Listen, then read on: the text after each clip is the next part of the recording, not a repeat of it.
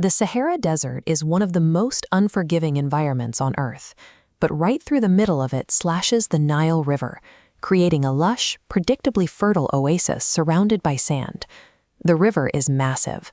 By the 4th millennium BCE, its sheer length had caused the human populations living along its banks to diverge into two entirely distinct cultural zones. In the south, a region known as Upper Egypt, powerful chieftains ruled over heavily consolidated territories. Up north, in the sprawling delta of Lower Egypt, settlements were highly dispersed and decentralized. While the river provided abundance for everyone, this stark geographic divide created a highly volatile landscape, ripe for a collision. To truly command the economic potential of the Nile, a ruler had to overcome the geographic split and control the entire length of the river.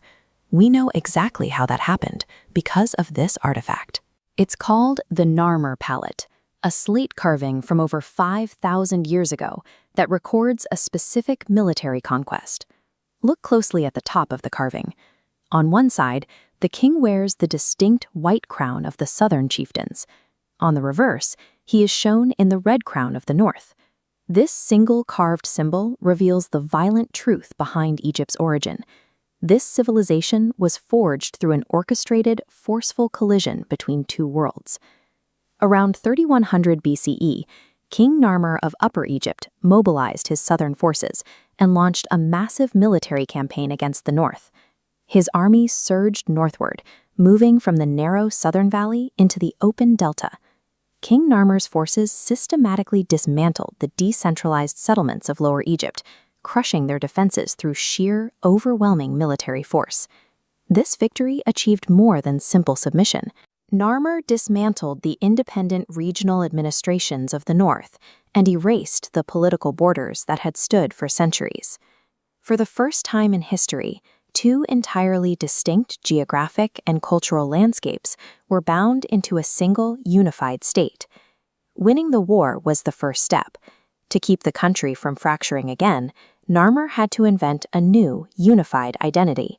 He created a physical symbol for this union, locking the white and red crowns together into a unified double crown.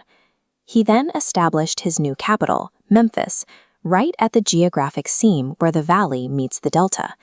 By positioning the capital on this precise fault line, the new dynasty could project its administrative and military power equally into both halves of the kingdom. Narmer secured his military victory by creating the symbols and architectural foundations required to hold the nation together permanently. Controlling the land, labor, and resources of this massive new state required a level of authority that went beyond typical kingship. The ruler was elevated into a semi-divine figure, the Pharaoh. In this stone relief, the Pharaoh stands as an equal among the gods. He receives his crown directly from two divine goddesses, signaling to the public that he was the essential intermediary between heaven and earth. This authority was tied to Ma'at, the cosmic order.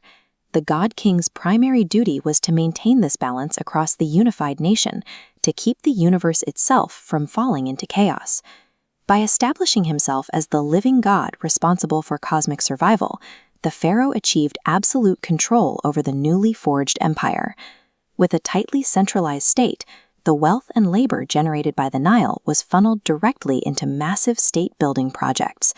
This concentration of resources birthed the epic art and monumental architecture that still define Egypt today. Managing this sprawling, wealthy empire and recording the pharaoh's decrees necessitated a new method of communication. Hieroglyphs became the administrative technology used to encode laws, theology, and history into stone. By binding the valley into a single state, Narmer created the administrative pressure that required these tools, from the unified crown to the written word, to survive and function. King Narmer transformed a series of fractured settlements into a cohesive, centralized state, a structure that maintained its stability and dominance for the next 3 millennia.